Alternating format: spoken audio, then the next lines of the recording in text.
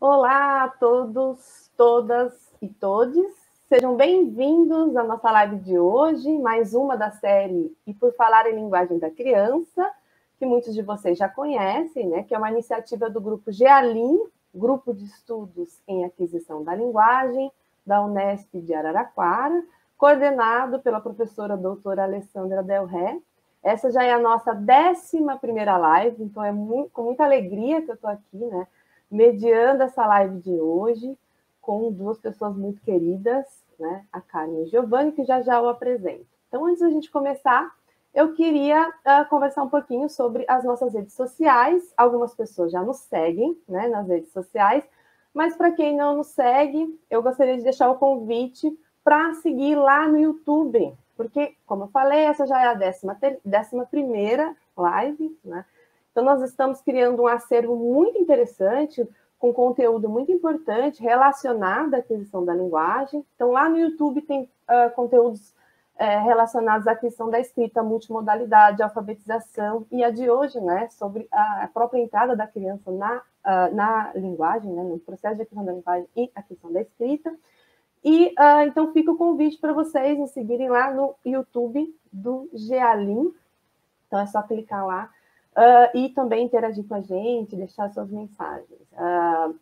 Além disso, né, quero convidar vocês para nos seguirem no Instagram e aqui no Facebook, né, vocês que estão aqui no Facebook, porque a gente também tem muito conteúdo interessante. A gente vem propondo dicas, né, colocando ali eventos importantes relacionados à aquisição da linguagem. Então, quero deixar o convite, né, para pais, fonoaudiólogos, professores e pessoas interessadas, né, pesquisadores na aquisição da linguagem. Então, gostaríamos muito, né, a gente vem fazendo aí essa interlocução, que vocês também deixassem temas, né, para as próximas lives. Estamos abertos aí para outros temas, outros conteúdos que vocês têm interesse, e especialmente agora, nesse momento, nessa época, né, de distanciamento. Então, é muito bom poder, né, ter acesso a conteúdo de qualidade, de pesquisas que vêm sendo realizadas, então, dentro de instituições públicas e de universidades, né, pesquisadores que já têm uma grande experiência na área. Então, fica o convite nosso para interagir, para todo mundo interagir conosco aí nas nossas redes sociais. E hoje a gente tem um tema super relevante, né? Mais um tema super relevante, intitulado A Criança na Fala e na Escrita. Muito interessante, né, a live de hoje, e a gente sabe, né, que a gente tem um público aí muito amplo, não só de acadêmicos, mas também um público não especializado. Então, a nossa ideia é trazer esse conteúdo, essas pesquisas, para vocês, para um público mais amplo, né? Então, a gente destaca, claro, né, a importância dessa etapa, né, da criança que não falante, né, que nasce aí imerso na cultura, na linguagem, mas que ainda não é falante, para se tornar, até, né, todo esse processo, se tornar escrevente. Então, para nós é um tema muito, muito importante. A gente está bem contente também de trazer esses dois pesquisadores para discutir com a gente. Então, começo apresentando os nossos dois convidados. A primeira convidada, na verdade, é a minha querida colega e amiga aqui da URGS, competentíssima, então estou muito contente de recebê-la e de fazer essa mediação. A Carmen Lúcia da Costa Silva é professora aqui do Instituto de Letras da Universidade Federal do Rio Grande do Sul, minha colega aqui, e também docente do programa de pós-graduação aqui em Letras. Seus temas de interesse são aquisição e ensino e aprendizagem de textos em língua portuguesa, então já tem uma longa caminhada nesse sentido. É integrante dos grupos de pesquisa na língua, né, do qual eu também faço parte, e estudos socirianos e balvenicianos aqui da URGS também. Recomendo aí que vocês sigam as páginas do grupo, muito interessantes. Além das atividades acadêmicas, a Carmen acompanha atentamente seu time de futebol, o Esporte Clube Internacional. Ela é colorada, e aí ela vem a caráter colorado, e conversa muito, então, com as suas gatas de estimação, a Bia e a Branca. Seja bem-vinda, Carmen. Obrigada, viu? Obrigada por ter aceitado o nosso convite. Oi, pessoal.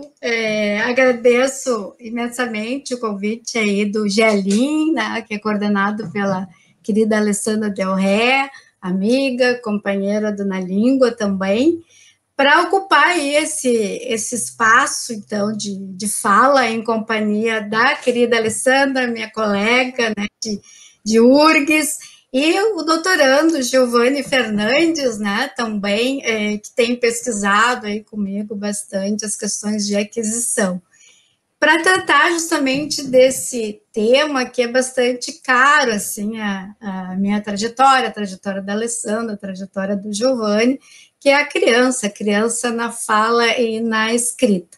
Então, vamos conversar um pouco a respeito disso, né? E se sintam à vontade, então, para interagir e para a gente ir conversando por aqui. Perfeito, é isso. Vão fazendo suas perguntas, né? Conforme a gente vai dando andamento à live, vocês podem ir fazendo as perguntas, eu trago aqui para esses dois queridos convidados. Então, eu vou apresentar agora o Giovanni Fernandes, que é outro querido também aqui do IEL. Ele é licenciado em Letras Português e Francês pela Universidade Federal do Rio Grande do Sul, extremamente competente. Conheci o Giovanni quando ele estava no mestrado e fiquei muito encantada. E na mesma instituição, ele é doutorando aqui em estudos da linguagem, desenvolvendo uma tese com a Carmen Lúcia, né, que é sua orientadora, em que busca propor uma abordagem da aquisição da escrita a partir da teoria da linguagem vanvenistiana. Ele é membro da Bralim e também do Grupo Na Língua, do qual eu faço parte, e é organizador do site Estudos Socirianos e Estudos Vanvenistianos, muito importante, então fica também aí uma dica para quem quiser conhecer um pouco mais desses trabalhos. E fora da academia, ele gosta de ir ao cinema e parques e de estar com suas cachorras, a Kika, a Mel e a Xuxa. Seja bem-vindo, Giovanni, seja bem-vindo. Tá sem som.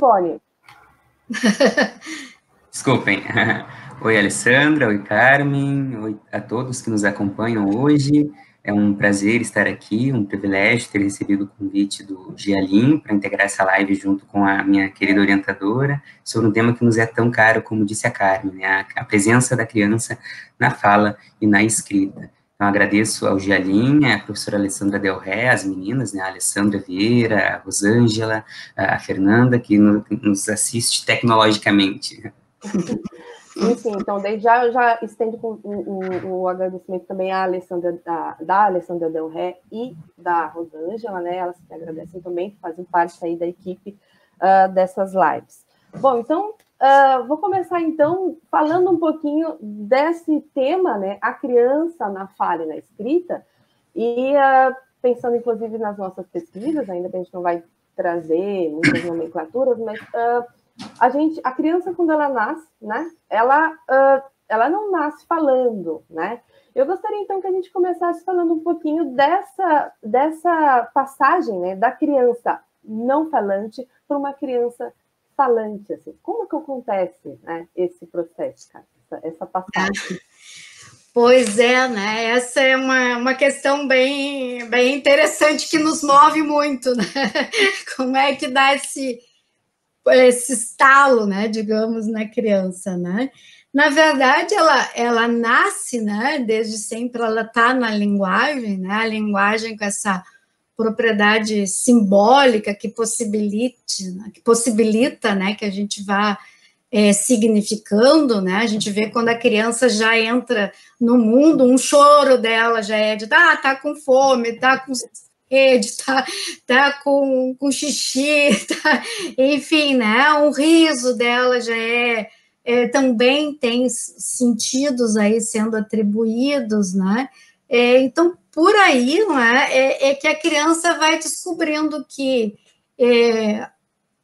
uma emissão dela, um gesto dela e do outro nessas interações vão produzindo sentido, né? E é justamente nesse percurso de relação com o outro, né, que a língua também vai comparecendo, né? A língua na qual ela está imersa, né? E justamente por a língua comparecer muito nessas interações, é que a criança começa, digamos, a ser afetada, né? A língua opera também, passa a operar sobre ela, e ela começa a perceber, então, que determinadas unidades comparecem uma mesma forma, parece um som, comparece daqui a pouco num outro contexto. E ela começa a perceber também que cada objeto tem o seu nome, né, Carmen? Tem o seu nome, que tudo tem um nome, que ela mesma tem um nome. Então, tudo isso vai fazendo com que ela vá percebendo, né, diferenças mesmo, diferenças necessárias, né, para a constituição de uma língua, né?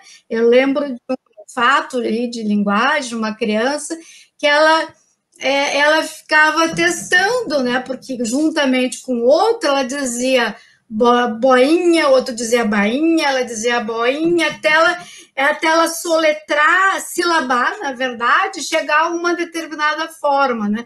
Então, quer dizer, bolinha e balinha já são formas diferentes de nomeação, né, como está trazendo, né, Alessandra? Mas tem uma unidade ali que garante essa diferença, né, que é uma vogal, a troca de uma vogal por outra, por exemplo. Então, essas diferenças, né, ela só vai percebendo porque a língua vai se apresentando para ela, e a língua só pode se apresentar por estar aí no discurso, na vida, né, nas interações. E a gente pode continuar. Não, porque eu acho que aí essa é uma questão fundamental, né? Sim, eu venho pensando, a partir do que você disse, nessa importância do outro, né? Porque a gente vê que a língua ela é apresentada pelos pais, pela mãe, né? Pelos avós, por exemplo, as pessoas que interagem, e a importância disso, né? Porque a gente vive a importância desse processo. Então, qual é verdade. Vamos colocar assim, quais são os pontos e como é que os adultos então participam, né, desse, e não só os adultos, mas as crianças participam aí, qual a importância desse adulto nesse processo, assim, para a gente enfatizar ainda mais?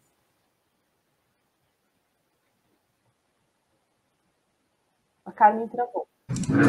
Eu acho que a Carmen travou. De repente eu posso adiantar alguma né? questão nesse sentido, né? Eu posso falar mais detidamente em relação à aquisição da escrita, mas antes ainda da relação inicial da criança com a escrita, a gente percebe o papel fundante do outro na relação inicial da criança com a fala, né? A Carmen deu alguns exemplos aí da significação pelo outro, do gesto, do olhar, do choro da criança, né? Mesmo quando ainda não há formas de uma língua constituídas. Eu recentemente fui a um aniversário, recentemente não, foi antes da pandemia, eu fui em fevereiro, e o bebê da família estava no colo da minha irmã, eu estava ao lado da minha irmã, e cantamos parabéns. E ele ficou com os olhos, assim, menos de um aninho, arregalados, acho que foi o primeiro aniversário do qual ele participou, e olhando para tudo que era lado, vendo as pessoas cantarem parabéns, festejarem, né, gritarem, assoviarem. Então, são situações também ritualísticas da cultura, da sociedade em que a criança está imersa, né, que vão também constituindo ela como falante, e não apenas as formas da língua propriamente ditas, né, mas também as atitudes, os comportamentos que são próprios da sua cultura, da cultura do seu meio social. É verdade. É isso que a Carmen estava tentando dizer, né, Carmen? Que vai acontecer, né? Sim, deu um problema. E passa uma moto, por exemplo. Sim, faz parte, né? Faz parte. Então, a gente estava falando um pouco dessa relação com o outro, por exemplo. Quem é que, de algum modo, significa para ela, né? Acho que sim, Alessandra. Pois eu caí bem na hora que tu falava dessa questão do outro, né? Justamente esse outro é quem possibilita a criança conviver, né, com a língua, e vocês estavam falando aí também com os valores aí da cultura de uma sociedade, e também é interessante que o outro é quem provoca a criança, né, a estar no discurso. E ao provocar a criança a estar no discurso, provoca a criança também a convocar a língua. Então, é corrente aí de convocações, né? E aí é interessante, porque mesmo que a criança, né, emita formas, né, que o outro não identifica ainda como sendo da língua, o fato dele atribuir sentido concede à criança esse lugar de interlocução, ele é um interlocutor em potencial, é um falante potencial, concede a ela esse espaço de fala, sem o qual ela não poderia continuar no mundo falando, né? Então, é fundamental esse outro, primeiro os da família, depois vai se expandindo, né?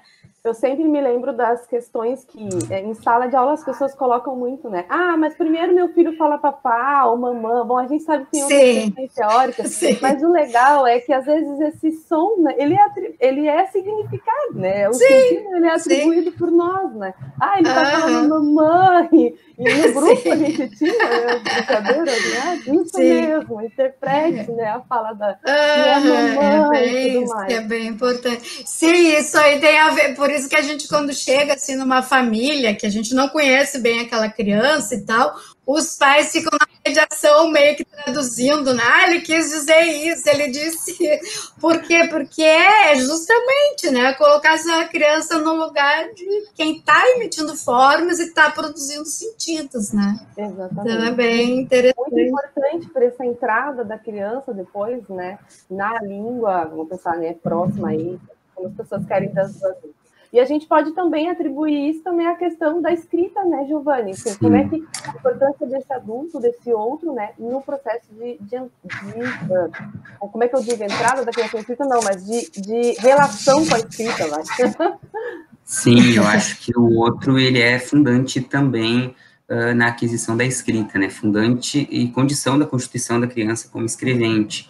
Acho que a gente pode perceber esse papel primordial do outro na aquisição da escrita de dois modos, cada qual realizado em uma diversidade de situações, né. No primeiro modo, eu penso que está relacionado ao fato de que a criança é convocada por um outro de alocuções faladas, de interlocuções faladas, a escrever, a ocupar os lugares de falante e de escrevente e leitor, né?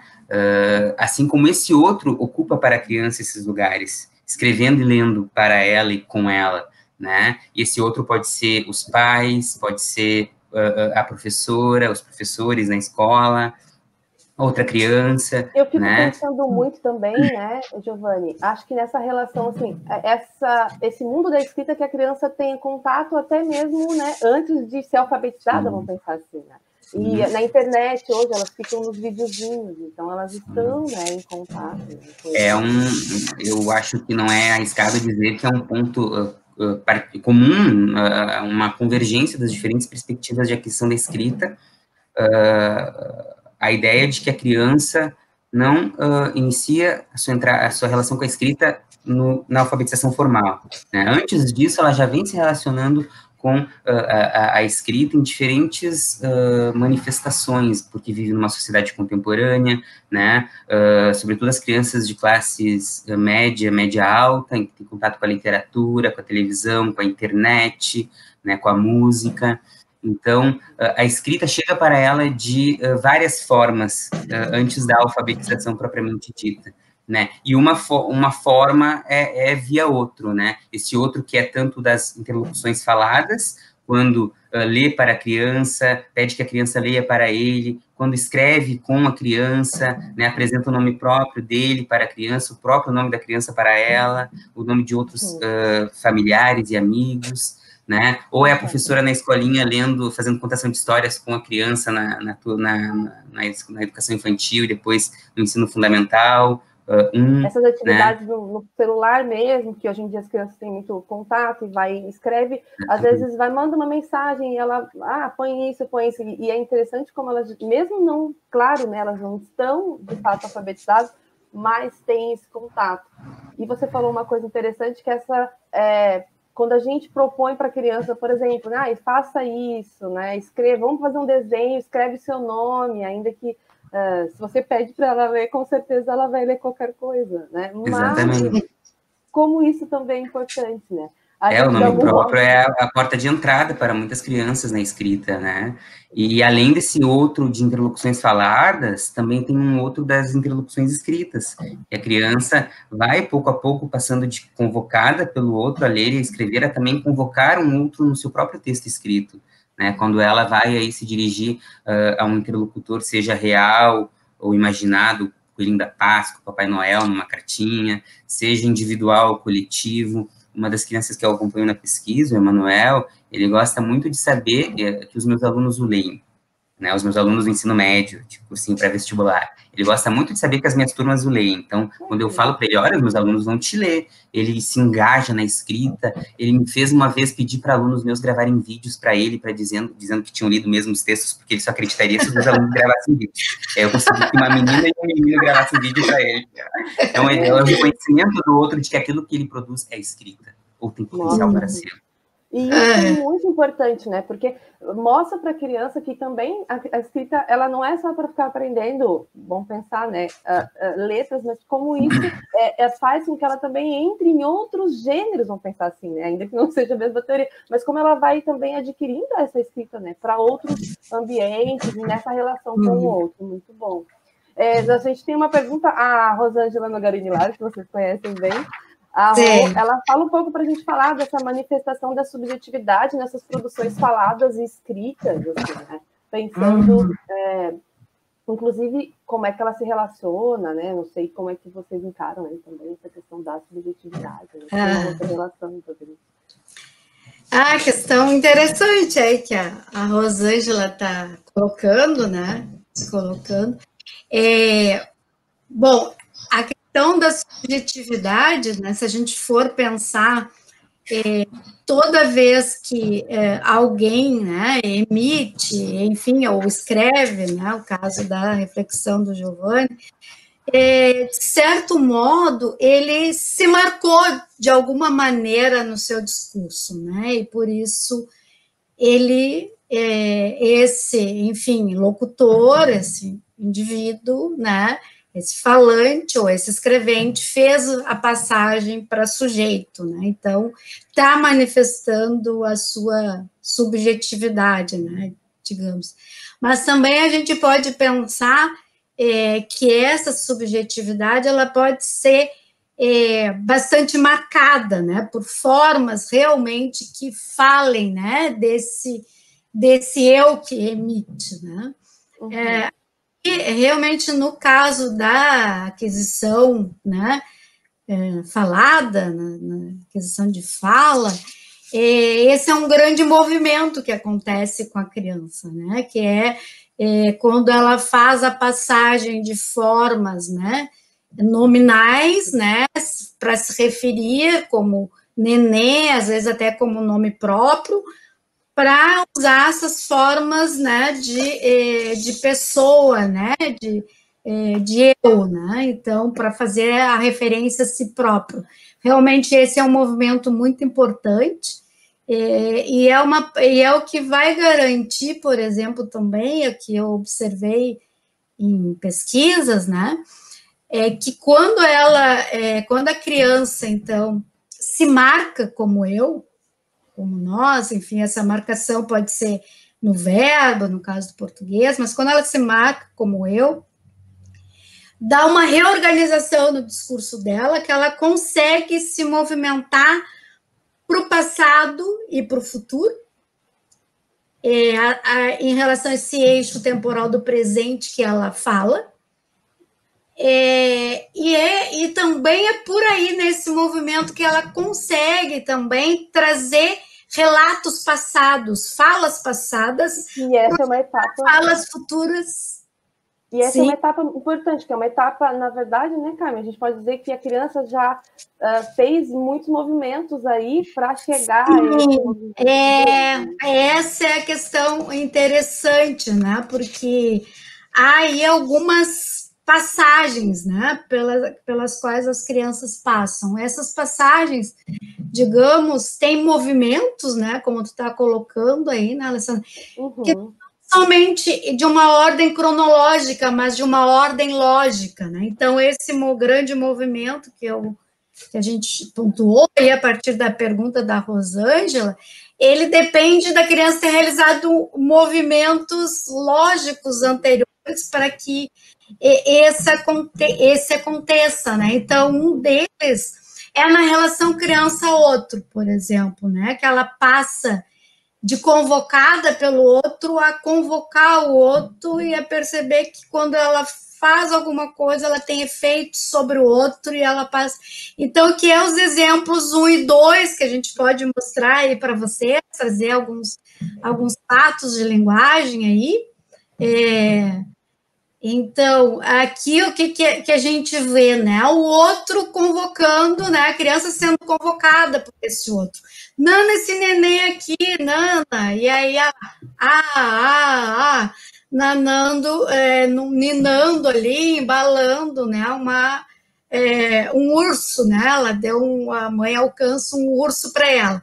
Então, isso é muito comum, assim, o outro da criança ali faz isso, faz aquilo, ou fala parecido, ali semelhante à criança, enfim, convocando aí a criança a se anunciar e dando um espaço mesmo de fala para ela, um lugar de falante para ela. Então, e é muito interessante, né? Porque no primeiro momento é o adulto que fica falando, e aí a gente depois dá esse espaço, convoca a criança. O tempo todo a gente faz isso, mas a criança faz isso.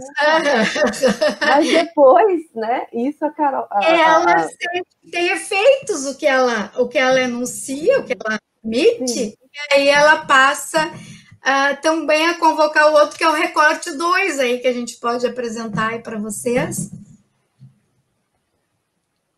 Então, aqui, o que acontece? A Fran, que é essa criança que eu observei durante bastante tempo, ela agora já está brincando ali com o irmão, com o pai, a mãe, os 2 irmãos, um mais velho, outro um pouco de 6 anos, um de 15, mas aí ela diz, assim, ainda, ela está com 1 ano e 2 meses, gatinhando, brincando ali, e o irmão se assusta, faz que se assustou com esse dela.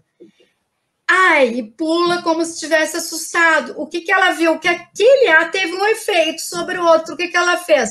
Foi lá para o outro irmão mais velho, fez aquele mesmo mais alto e mais em tom de susto, aí o outro cai para trás como se estivesse assustado, aí eles riem, que é aquela questão de quando, agora riu, ela vai repetir, a criança faz muito, né? Por quê? Porque ela percebe que o que ela faz, seja um gesto, seja uma emissão, tem um efeito, né, sobre o outro, produz sentido no outro, né? Então, esse é um grande movimento que se dá nessa relação criança-outro, na fala.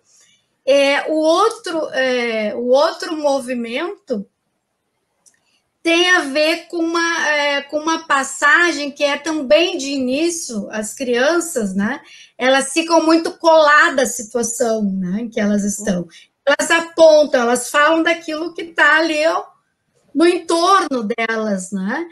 E depois esse falar né, passa a ser constituído no próprio fio do discurso, né? Que é esses outros 2 exemplos que a gente pode mostrar aí para vocês, o 3 e o 4.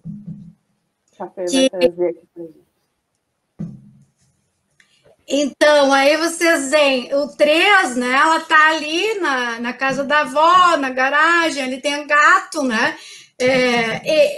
A casa da avó, também era a casa que eu estava, sempre tem gato, enfim, e aí ela diz au, au, apontando para o gato, e aí ele deu au, au, au, au, e au, au, e vai dando comidinha ali para o gato e tal. Então, de novo, né, claro que aqui também tem esse movimento de super generalização, né, todos os de certo modo, os bichos, né, são au-au aí, e aí o gato como au-au, mas dentro dessa situação. Já no 4º recorte, né, que é o próximo, a gente pode ver, vocês vão ver que ela está brincando com uma boneca, a boneca cai e ela diz caiu. E eu que estou ali na interação com ela, eu digo, caiu, o neném está preguiçoso, né? ela, então é sobre o discurso dela, não é a situação de discurso, não é mais colada ao mundo, né? Aí o nenê só quer dormir, aí depois, mais adiante, vem soso, guiçoso, enfim, preguiçoso, é preguiçoso e ela é guiçoso. E aí, por que ele é preguiçoso? Ai, que é col. Então, vocês veem que é no fio do discurso que vão se constituindo essas formas e esses sentidos, né? Então, esse é o outro grande movimento aí que eu vejo na aquisição de fala, né? Que é a questão que a gente está interagindo por falar de algo, né? E esse algo, no início, para a criança, está muito colado à situação. Depois ele passa a ganhar autonomia na relação e no discurso, né? E aí a gente vê, inclusive, que ela leva o adulto, muitas vezes, para um outro texto, para um outro tema, para um outro lugar, né, Carmen? Então, é muito interessante.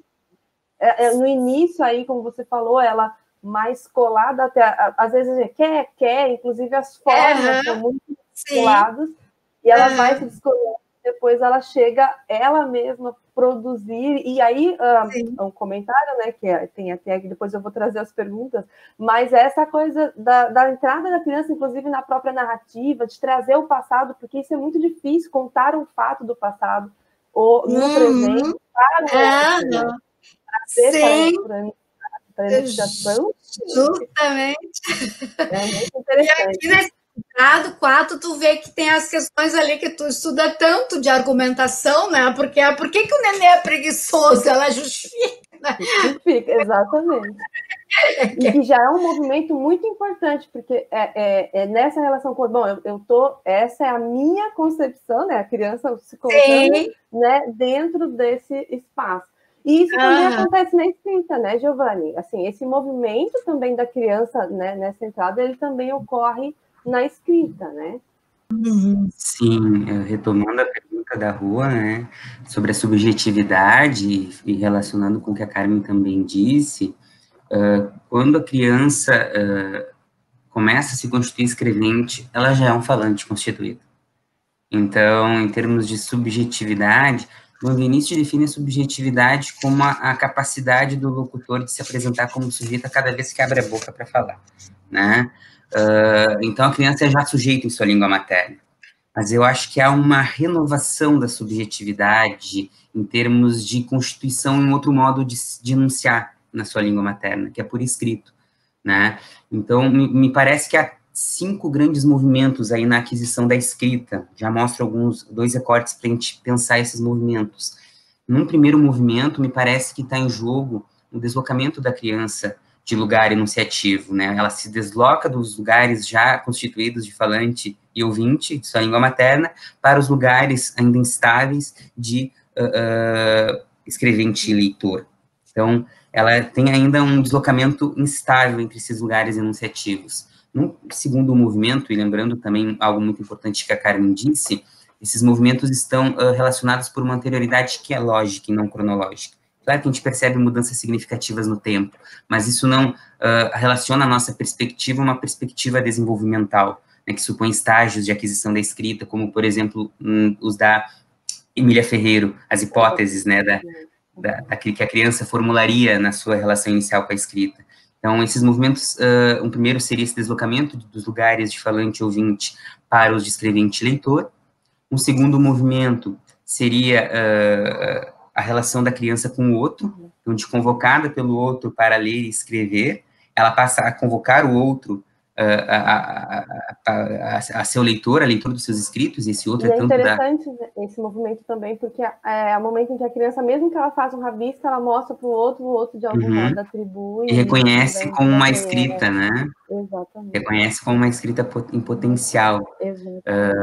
Então, há esse movimento também da intersubjetividade na aquisição da escrita, né?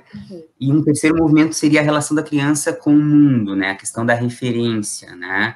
Então, há também uma passagem do que agora de uma locução falada, em que a criança começa a escrever ainda muito colada na situação, um desdobramento de relações espaço-temporais que se sofistica com o tempo, né? Por exemplo, na narrativa escrita, há um redimensionamento das categorias de pessoa, espaço e tempo. A Carmen falou aí que na fala, quando a criança passa a se marcar como eu no discurso, ela organiza a temporalidade e a espacialidade. Ela começa a andar para frente e para trás no tempo, a retomar discursos, a projetar discursos, e mesmo a inventar discursos, os discursos, as realidades imaginárias, né? E na aquisição da escrita, a gente percebe muito isso na narrativa, na questão da narrativa, quando a criança tem que criar ali outras categorias de pessoa, espaço e tempo, e se virar com aquilo, né? É um desafio, mas há esse movimento também de um texto muito colado no aqui e agora, da locução falada, para outras realidades instanciadas no discurso, né, como nas historinhas de contos de fadas, nos contos fictícios, né. Um quarto movimento seria a relação da criança com a forma, com a relação forma-sentido, porque a gente vê um movimento aí que vai de um grafismo distinto, quando os rabiscos, os traçados indiferenciados, quando não se percebe ali uma língua constituída em níveis e unidades, estruturada, segmentável, e esse grafismo distinto, pouco a pouco, vai dando lugar a formas reconhecíveis, como sendo a escrita da língua materna da criança, né? Na relação com o outro, na relação com o mundo, ela vai constituindo, passando desse grafismo distinto para a palavra e a frase graficamente articuladas, em que há a estruturação propriamente dita da escrita como sistema em níveis e unidades, né? Um último movimento que retoma a questão da subjetividade, que eu vejo, o primeiro movimento tinha a ver com a relação da criança com a língua, em deslocamentos dos lugares de falante e ouvinte para os de escrevente e leitor. Um último movimento seria da relação da língua com a criança, é a língua operando sobre a criança, para usar a bela formulação da Carmen no início da live, né? A criança já é um escrevente constituído e mostra isso usando formas e funções próprias à enunciação escrita, né? Eu acho que é importante, nesse momento, trazer os dados 5 e 6. A Fer pode fazer isso para nós? A Fer pode trazer. Aqui a gente tem uma situação em que a Helena, que é a criança que eu acompanho antes da alfabetização formal, né, eu acompanho uma criança antes da alfabetização e uma criança durante a alfabetização, porém não em sala de aula, são coletas em ambiente doméstico, coletas naturalísticas, não controladas, né, espontâneas, e longitudinais ao longo do tempo. Então, eu acompanho 2 anos e meio a criança antes da alfabetização, e 2 anos e meio uma outra criança durante a alfabetização. E essa, só para te interromper rapidinho, só para explicar, então esses dados, eles foram feitos mesmo assim, você pedia para ela, em situações mais naturalísticas, em que você pedia para ela escrever alguma coisa, ou ela propunha, né? Ou ela propunha algo assim, nesse sentido, é isso? Eu inicialmente comecei um pouco ingênuo, até pela minha não formação em pedagogia e educação. Sim. Eu achava que apenas pedindo para ela escrever, ela escreveria.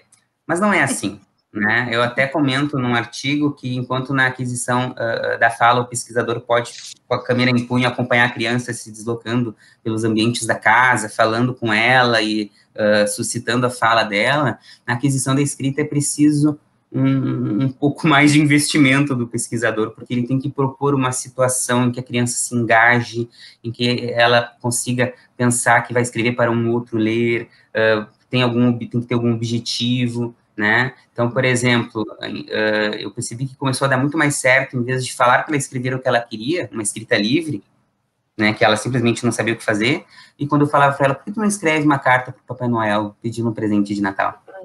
Né? Então, ela se engajava, porque ela tinha ali uma vontade de escrever. Exatamente. E aqui nessa primeira situação, eu estou conversando com a Helena no meu quarto, escrevendo em cima da cama. Ela tem 4 anos, 10 meses e 15 dias. E aí eu falo, esse é teu nome? Ela terminou? Terminei, ela diz. Daí eu falo para ela, faz o nome do Dindo, ela é minha afilhada, do Dindo Gordo aqui, com esse lápis verde para diferenciar do teu, que é azul. Não, embaixo. Ela diz, o Dindo Gordo vai ser uma minhoca. Daí eu falo, por quê? Porque sim, porque sim, vai ser assim, desse jeito que eu quero, ela diz. Eu vou fazer um barco. E aí eu falei, mas é minhoca ou é um barco? Um barco. Ou é o meu nome, eu pergunto para ela. Um barco. É um joelho, ela diz. E aí eu entendo, é um coelho? Mas é muita coisa, é um monte de coisa isso aí, eu digo para ela. Daí no outro recorte a gente tem o enunciado que é produto desse diálogo da criança com o outro, né? Então, ela começou a escrever o nome dela lá em cima, já percebemos algumas unidades da escrita constituída, o A, o H, o E de Helena, né?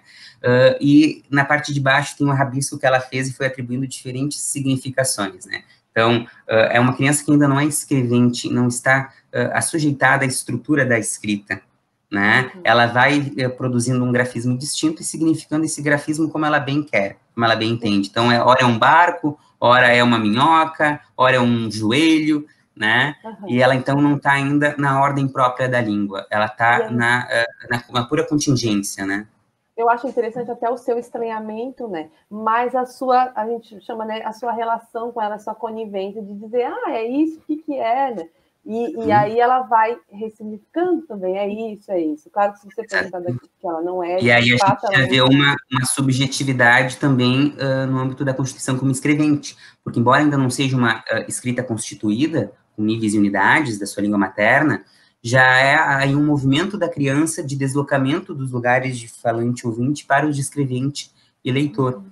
Né, quando ela rabisca e diz que está escrevendo, e quando o outro pede para ela ler, né, o que ela escreveu, ela vai significando de diferentes formas em poucos segundos, né. Numa outra situação, a gente tem o movimento que é não da relação da criança com a língua, mais propriamente falando, né, do deslocamento dela desses lugares, um deslocamento ainda instável, mas da relação da língua com a criança, é a língua operando sobre a criança, né, é uma escrita já constituída. Porque nesse outro recorte temos uma situação em que eu estou com o Emanuel, o menino que eu acompanho durante a alfabetização.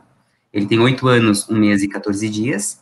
A gente está no quarto dele e ele escreve uma mensagem para o Cauã, o primo de 6 anos, portanto mais novo, né? Para contar para o primo que o Papai Noel, a fada do dente e o coelho da Páscoa não existem. Ele quer destruir as ilusões do primo, né? E aí eu digo para ele, deixa uma linha em branco e explica para ele por que eles não existem. Daí ele usa o dedo indicador para medir o espaço da entrada de parágrafo, conforme eu mostrei para ele em outras situações. Eu falo, o dedinho, e ele, e escreve o número 1 no início do novo parágrafo. Daí eu pergunto para ele, o que é 1? E ele, porque o Papai Noel não existe, sabe por quê? Porque é os pais que entregam os presentes. E eu falo para ele, então diz para ele. Ele, por, tu vai listar os motivos. Daí eu começo a perceber o que ele quer fazer. Aí ele diz, assim, por que o Papai Noel não existe? Porque é os pais que entregam e depois. E aí eu falo para ele, depois tu vai falar 2, ele é. Daí eu falo, tu vai enumerar. Aqui a gente vê o outro significando o que a criança quer fazer, né? E aí ele assente com um meneio de cabeça, né? E eu, interessante, não tão surpreso. E o resultado desse diálogo a gente vê no próximo recorte. Então aqui ele fez uma enumeração, né? Em primeiro lugar, por que o Papai Noel não existe? Em segundo lugar, por que a fada do dente não existe? Em terceiro lugar, por que o coelhinho da Páscoa não existe? Então, se antes a gente tinha uma criança numa relação ainda muito inicial com a escrita, né, de deslocamentos instáveis ainda entre os lugares de falante, ouvinte, e os de escrevente e leitor, aqui a gente tem uma criança que já é escrevente, e uma escrita que já é escrita do ponto de vista sistêmico, né, organizada em níveis e unidades e com um procedimento enunciativo bastante sofisticado, se nós formos pensar. O que é a enumeração para uma criança? É um procedimento organizacional do seu discurso escrito. Exatamente, isso que eu ia dizer, porque aqui você vê, inclusive, organização de parágrafo, uma organização textual, né, que também isso é importante, né, nessa entrada dele, e aí 1, 2, o 3, como isso também significa muito, né, nessa organização do texto. E é muito interessante porque é uma criança de segunda série, vamos pensar assim, né? Que eu não sei mais ou menos isso, e como ele já está no texto, para além de ficar olhando se tem problema de grafia, né? Que é essa questão que muitas vezes as pessoas tocam, mas como, olha o texto dele, como já está estruturado, né? Como Exatamente.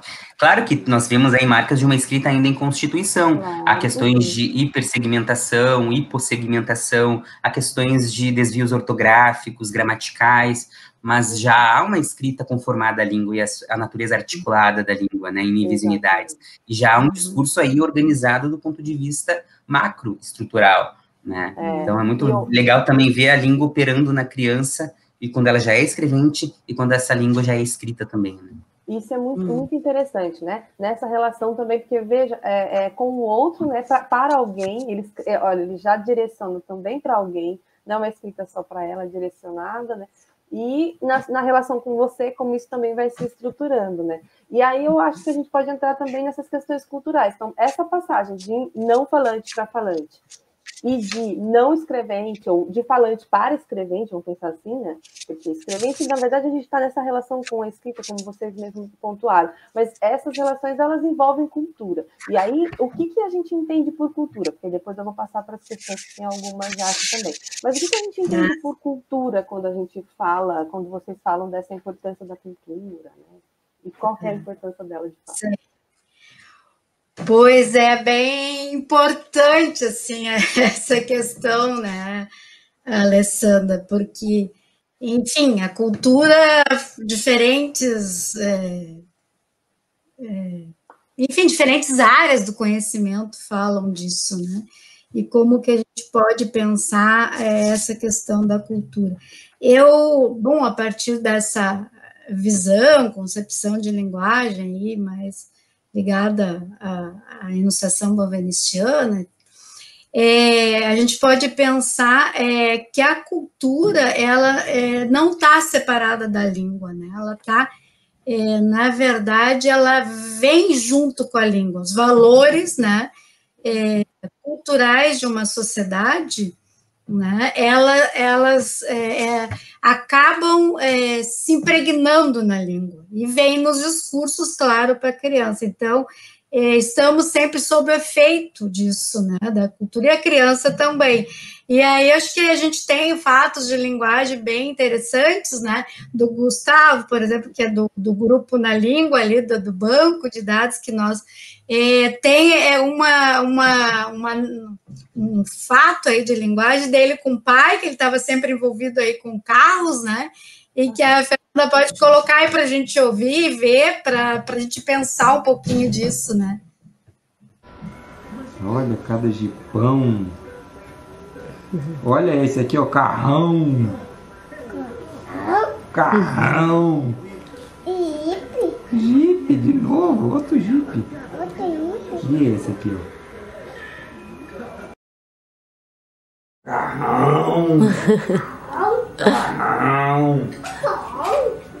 Carrão! Que carrão, né?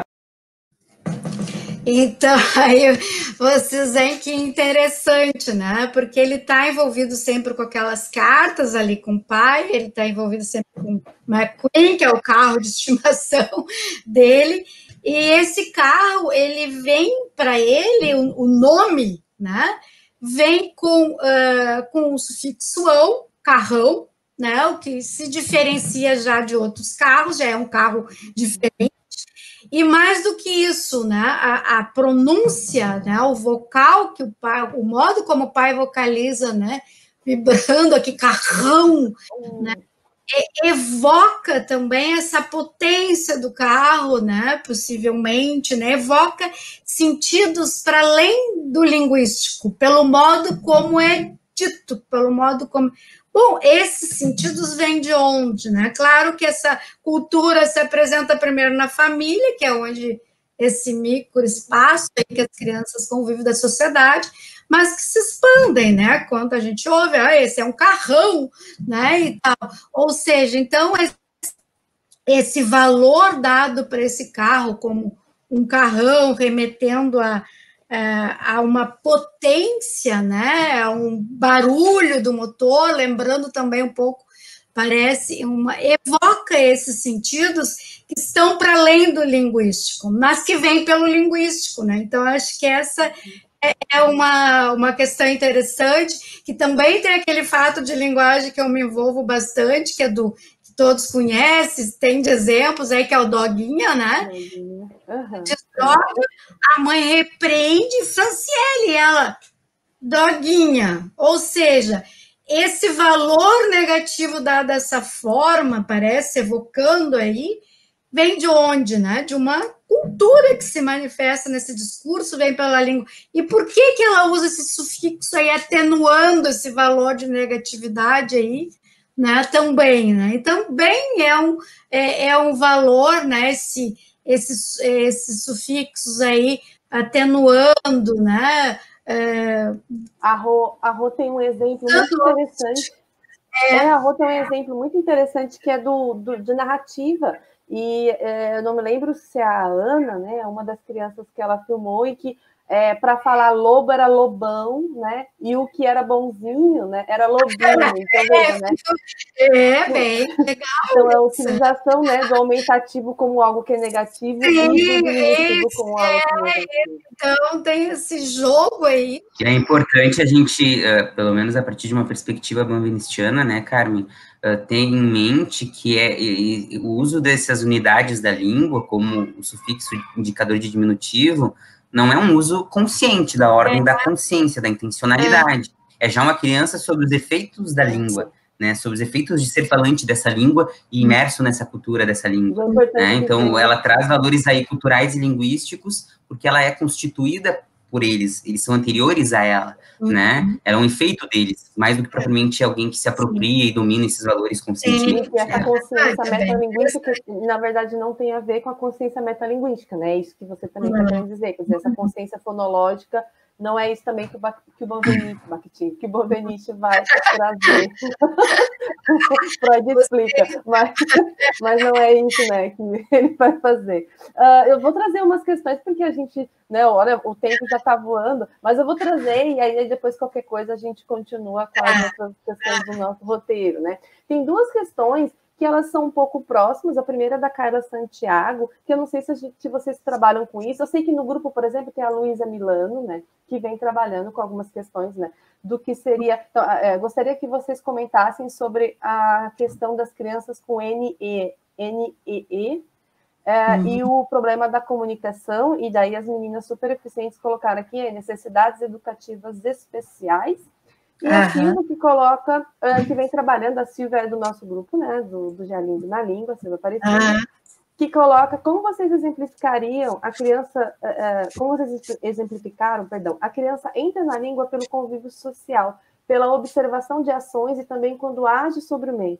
Não sei se é bem da linha de pesquisa de vocês, mas gostaria de saber se esse princípio pode ser observado em relação a crianças com déficit cognitivo ou que tenha qualquer outra situação que cause impedimento na aquisição da linguagem.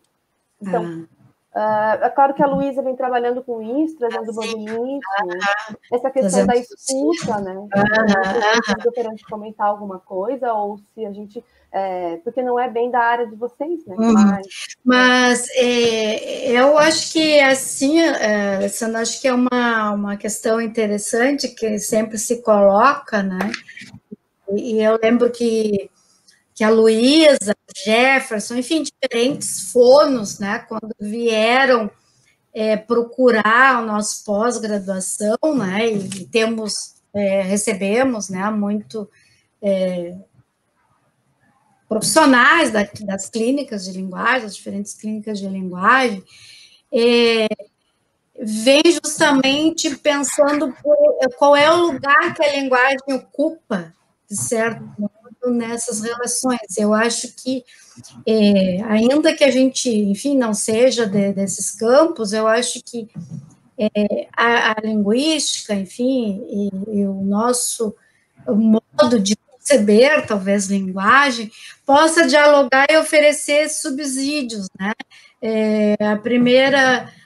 Uma das questões, eu acho que fundamentais é que essa atribuição de sentido, esse lugar que a gente coloca esse outro, será que é um lugar de falante ou lugar de alguém que tem algum problema? Então, talvez a passagem, né, desse falante, né, nas relações envolve esse fato de o outro dar um espaço, né, e ter um espaço de escuta também, né, para essas emissões como portadoras de sentido, né. Então, acho que o que a gente pode falar um pouco, que eu posso falar a respeito disso, que é bem importante, assim, a gente pensar que esse outro, né, que possivelmente chega na clínica, esse outro, ele também, né, quer um interlocutor, ele necessita, porque é próprio da linguagem, a gente está em relação com outros. E é próprio também da linguagem, das línguas e dos discursos, significarem, né? Então, acho que esse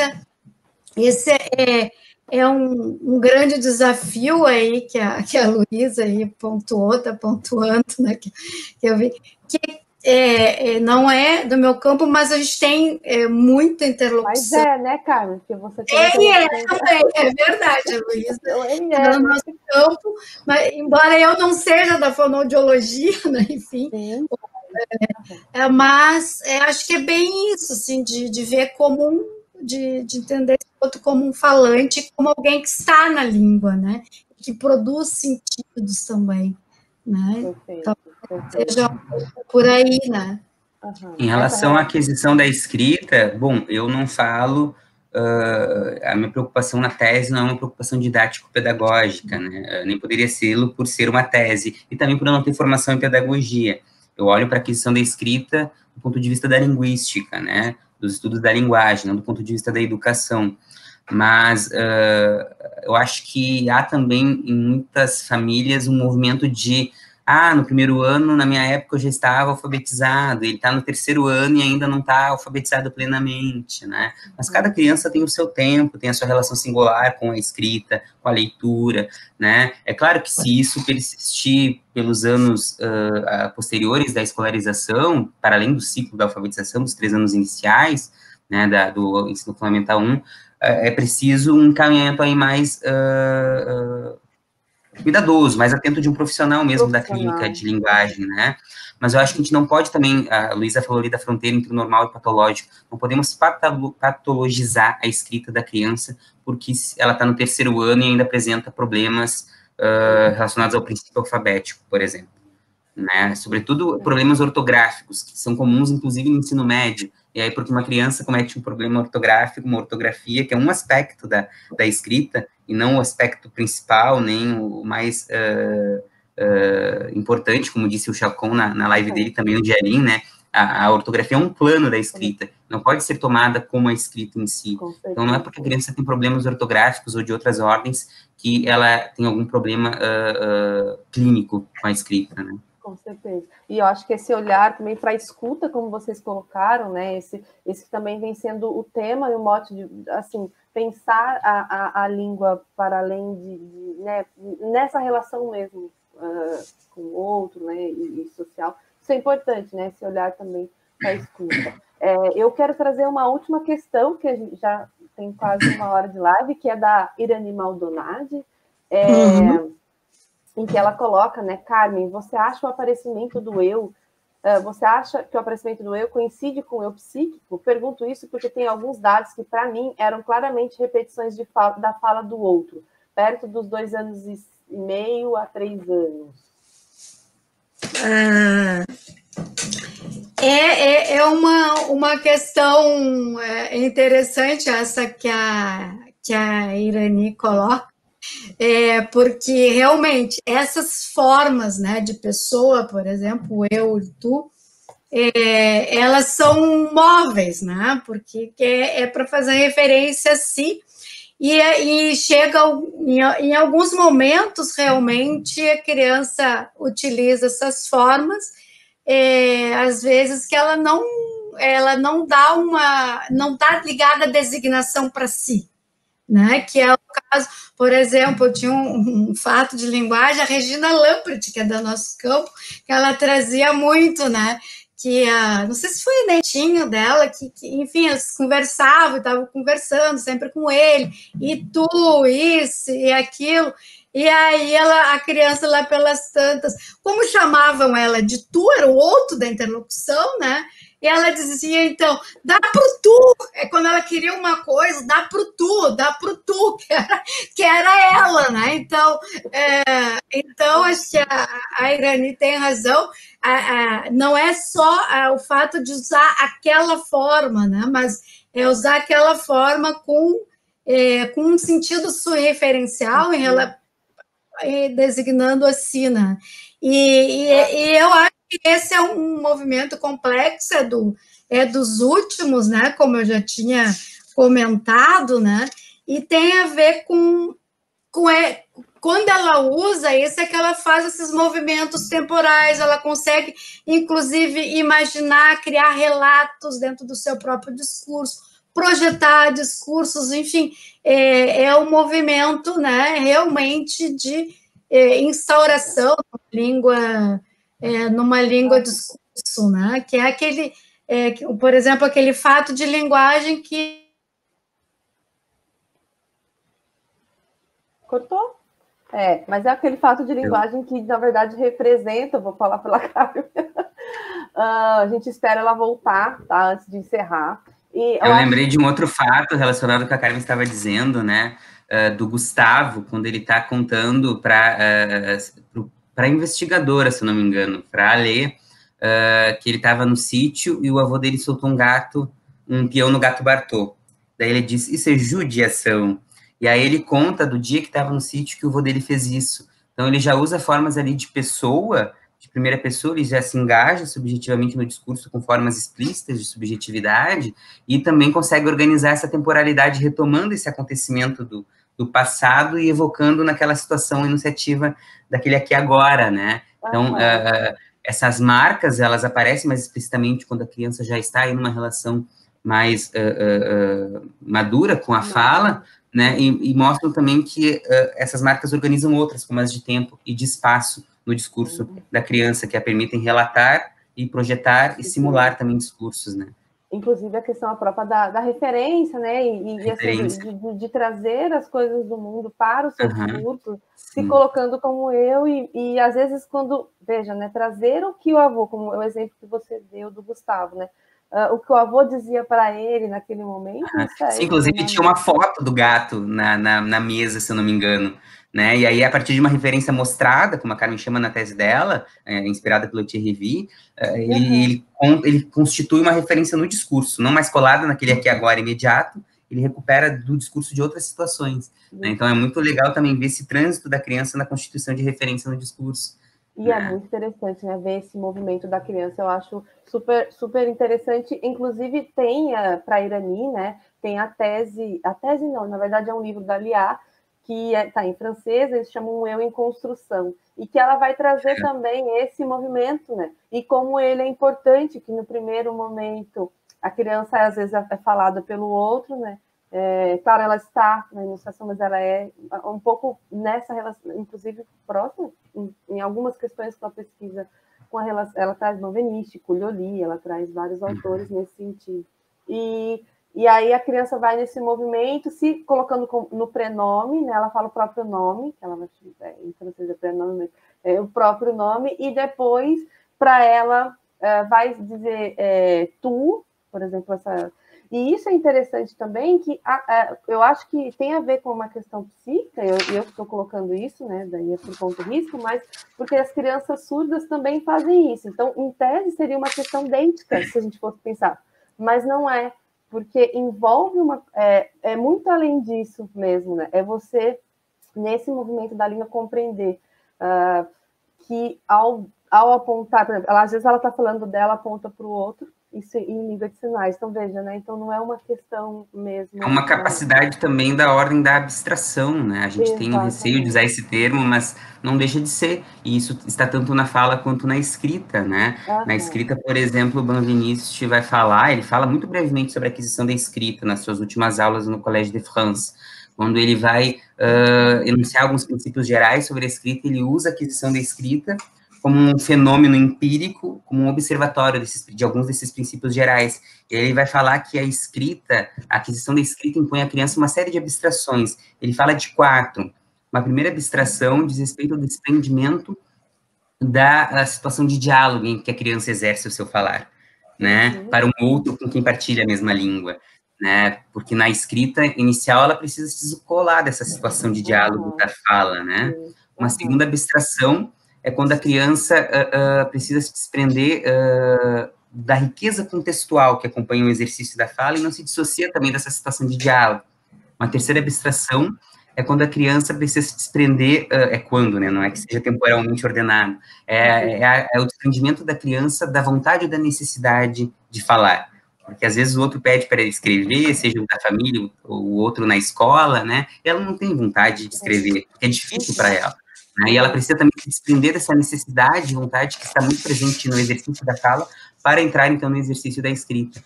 Uma quarta e última abstração mencionada por Benveniste é a tomada de consciência, ele usa esse termo, da língua numa realidade distinta, da língua como uma imagem da língua, né? A escrita é uma imagem da língua. Do falar, a imagem simbólica do falar.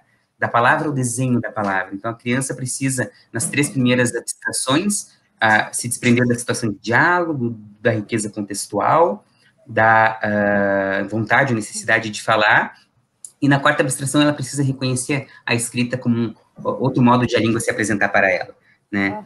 E aí, em relação a isso, eu gostaria de fazer 2 ressalvas. Uma primeira ressalva é, vocês vão perguntar, mas o Benveniste, então, disse que não tem interlocução em contexto na aquisição da escrita e no exercício do escrever, como tem no exercício do falar? Tem, obviamente que tem, né? Mas no exercício do escrever do escrevente que já é constituído, porque no exercício do escrever pelo escrevente, ainda numa relação muito inicial com a escrita, ele precisa realizar essas abstrações, né? Ele precisa suspender temporariamente a intersubjetividade, a relação com o outro, na situação imediata da fala, e a referência, a relação com o mundo, também nesse exercício do falar ao qual ele já está acostumado. Suspendendo esses fatores interlocutivos e contextuais, entendendo a língua não como comunicação, a escrita não como comunicação, mas como objetivação da língua, como imagem da língua, ele vai poder, então, retomar esses fatores e constituir interlocução e contexto no seu discurso escrito, né?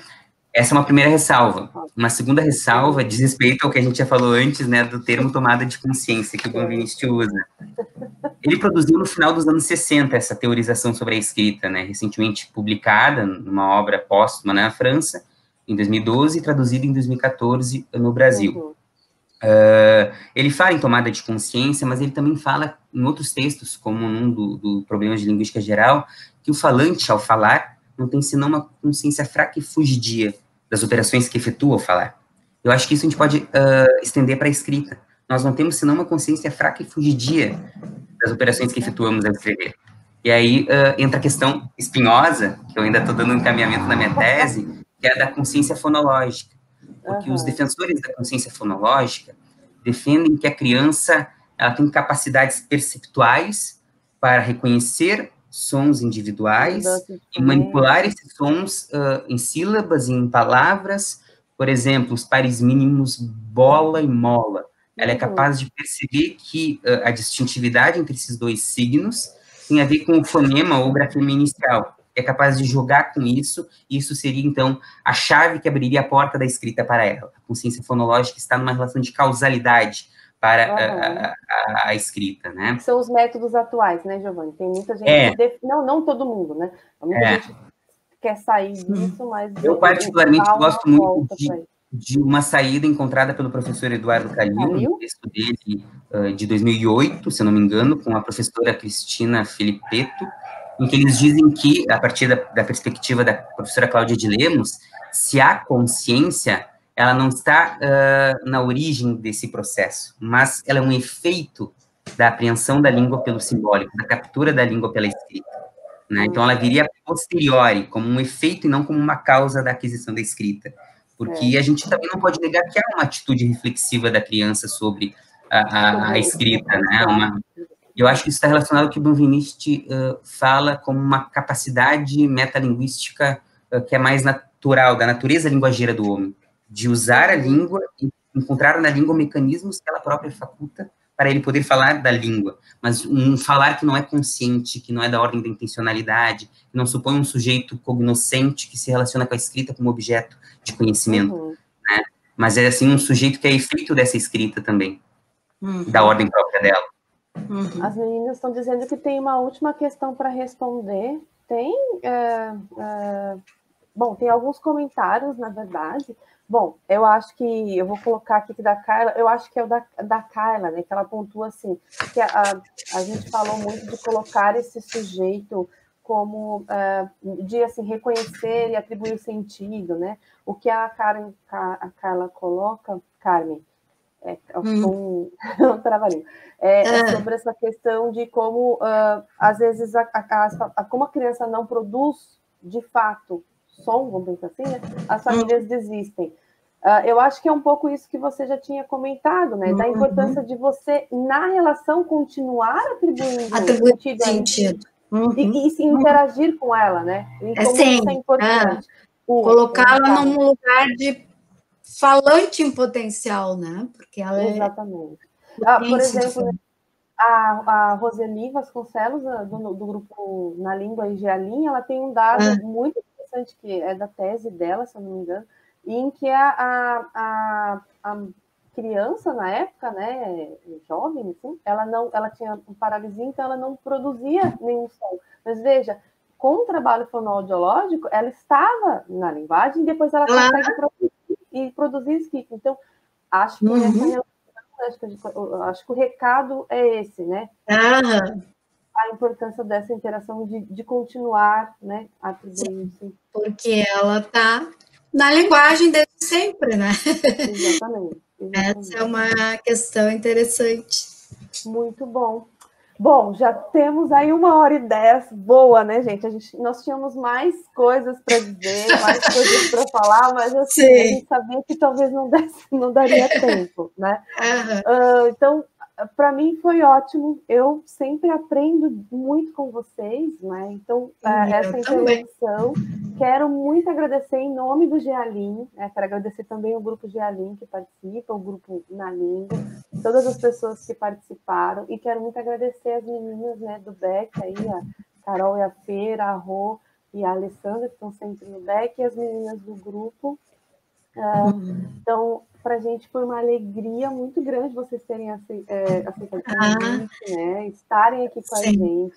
Fazia tempo que a gente estava se programando para que vocês estivessem aqui conosco. É sempre muito bom ouvi-los. Acho que tem outras questões que a gente pode, inclusive, deixar mais para frente e trazer de novo e voltar, né? Porque acho que sempre tem muitas coisas para dizer. Então, eu abro espaço para vocês falarem aí as últimas palavras de vocês, antes da gente encerrar.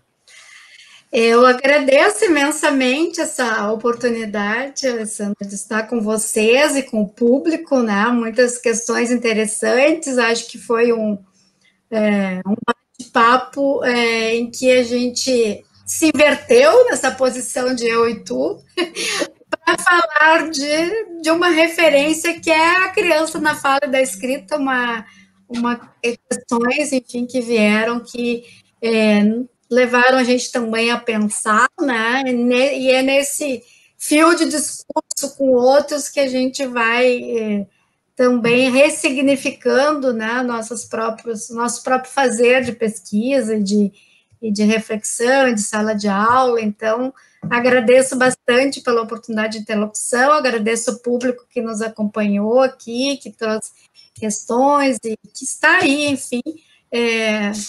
E peço desculpa, porque 2 vezes aqui aqui em Porto Alegre, instável, às vezes a internet começa a falhar. Então, foi um prazer estar aqui com vocês, é uma honra estar em companhia do Giovanni e da Alessandra, e agradeço mais uma vez pela oportunidade, e a Alessandra Del Rey. Sim. Bom, passo a palavra para o Giovanni e depois eu falo as palavras finais. Bom, gostaria de novamente agradecer ao convite para estar aqui hoje com a Alessandra, com a Carmen. Gostaria de agradecer novamente as meninas da assistência tecnológica, a Fernanda, né, a Carol, a Rosângela, a professora Alessandra Del Rey. Foi um privilégio poder socializar os primeiros resultados da minha pesquisa de doutoramento ainda em curso, né, e que essa interlocução se estenda aí para outros contextos. Eu acho que vocês estão criando um rico acervo. Eu assisti recentemente uma live da Abralin, que o conferencista dizia que esses materiais da Abralin vão ser corpos de futuras pesquisas sobre historiografia da linguística, né, no futuro, daqui a 40, 50 anos, porque mostra o estado da arte da linguística atual no Brasil. Eu acho que vocês estão contribuindo aí para pesquisas futuras para o estado da arte nesse momento da aquisição da escrita no país. Então, parabéns pela iniciativa. Muito obrigada. Para a gente é uma honra, de novo, né, receber os destaques de vocês. Acho que sim, esse acervo fica depois. Muitas pessoas, às vezes, leem os trabalhos de vocês, mas não conhecem as carinhas, né? Então agora a gente também está vindo para o público, conversando com o público, então isso é muito interessante. A gente brincava que a Carmen era não pessoa, ou na verdade não brinca, porque não está nas redes, mas está agora, né, nesse contexto. Sim. A Luísa que briga comigo, eu não tenho Face, mas eu estou no Face. Está no Face, exatamente. Então a gente agradece demais, né, porque é também muito difícil a gente passar os nossos trabalhos, que são mais teóricos, né, porque são densos e fruto de muita pesquisa, né, para passar para o público de uma maneira mais ampla e de um modo mais facilitado. Então, obrigada por esse exercício, que eu sei que é sempre difícil, e agradeço muito a oportunidade aí, né, do grupo Na Língua, né, de mediar, e do grupo Gealim, na verdade. Estou no Na Língua do Gealim, e agradeço também o público. Faço o convite também para a próxima live, que vai ser no dia 4 de novembro, no mesmo horário, às 17 horas, no Facebook, com a professora Angelina Vasconcelos, da UFAL, e a gente vai falar um pouquinho sobre argumentação na fala da criança, então olhando para esse contexto também aí de fala... Sim. Então, aí eu estendo então um convite para o dia 4 de novembro, e amanhã às 12h30 a gente também tem uma live, mas aí é no YouTube, fica todo mundo convidado. Eu vou falar um pouquinho sobre argumentação e humor na fala de crianças surdas e ouvintes, então fica o convite também no YouTube. Legal, isso é bem legal. Então, muitíssimo obrigada, foi um grande prazer, e até a próxima. Um beijo para todos. Até a próxima.